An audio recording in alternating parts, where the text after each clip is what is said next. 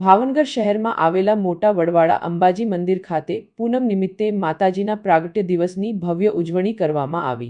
અવસરે યજ્ઞ, ધ્વજારોહણ તથા મહાઆરતી સહિતના ધાર્મિક કાર્યક્રમોનું આયોજન થયું હતું।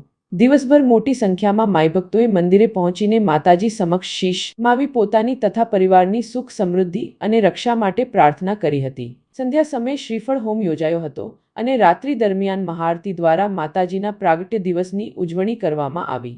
સમગ્ર કાર્યક્રમ દરમિયાન મંદિર પરિસરમાં ભક્તિભાવ અને આધ્યાત્મિક માહોલ છવાયો હતો।